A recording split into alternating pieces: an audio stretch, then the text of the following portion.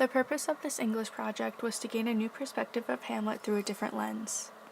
I chose to do feminism, which is a theory that men and women should be equal politically, economically, and socially. The feminist theory looks at how aspects of culture are male-dominated. The goal of the feminist criticism is to discuss how men write about women in literature and how they are looked at as the inferior race.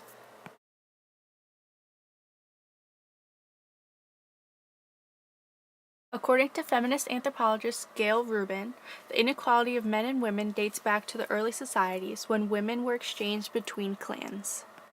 In addition, religions such as Catholicism, fundamental Protestantism, Islam, and Orthodox Judaism look at women as inferior, assigning them secondary roles and forbidding them from participating in public activities with men.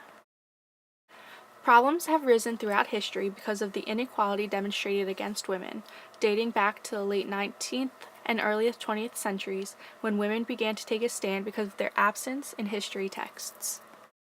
Women such as Barbara Hutchins, Barbara Drake, and Alice Clark began to study women's work, their trade unionism, and political activities. There are three waves of feminism, the first beginning in the late 19th and early 20th century during industrialism.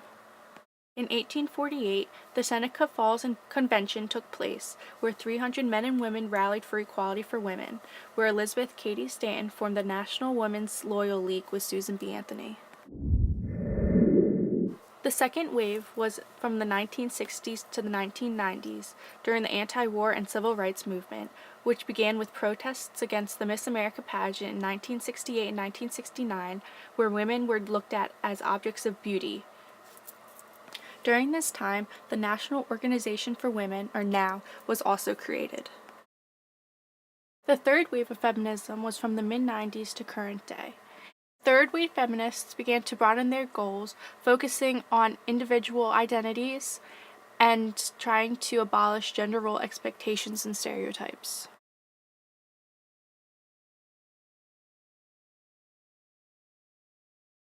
According to Purdue Owl, all of the Western Anglo-European civilization believes that women are portrayed as Eve, which was the origin of sin and death in the world.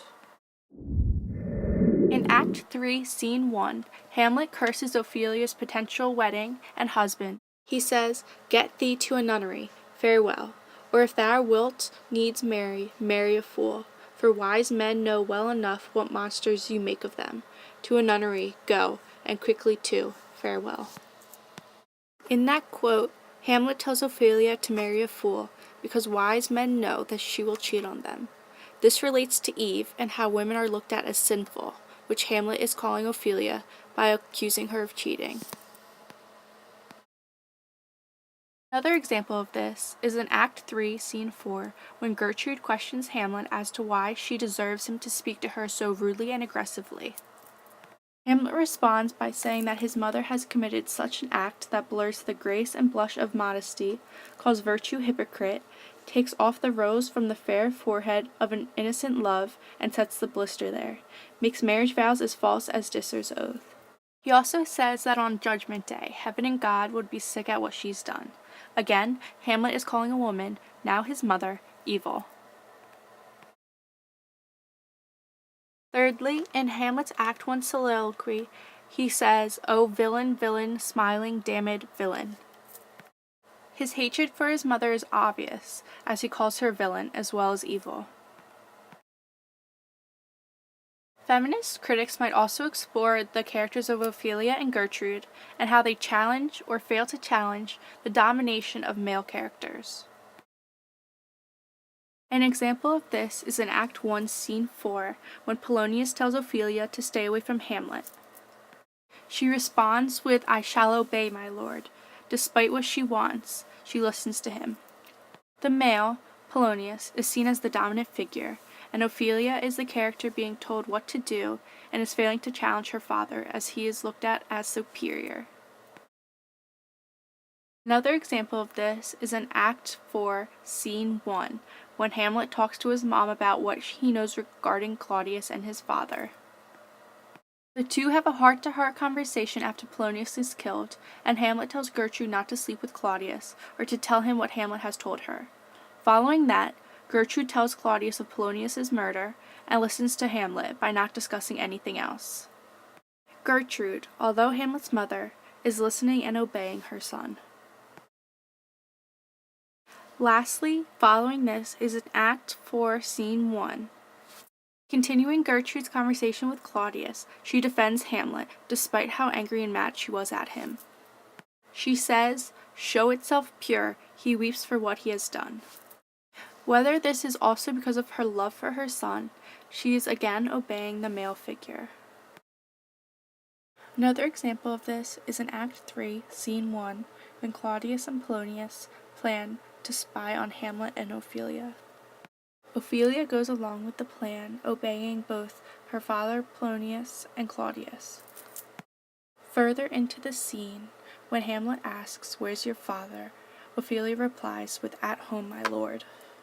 She lies to Hamlet in order to stay loyal to Claudius and Polonius. Although Ophelia has good intentions, she ends up lying to Hamlet. These examples also tie into Eve and sin, because they are lying to themselves and others in order to obey a male figure.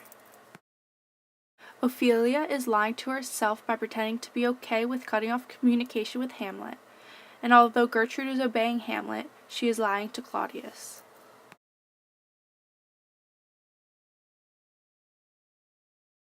After researching and examining Hamlet through a feminist lens, my interpretation of the relationship between the male and female characters have changed. I think that it is significant that in all of the examples, Hamlet is included. He is quick to blame and judge the female characters, Ophelia and Gertrude, and is under the assumption that all women are liars and evil.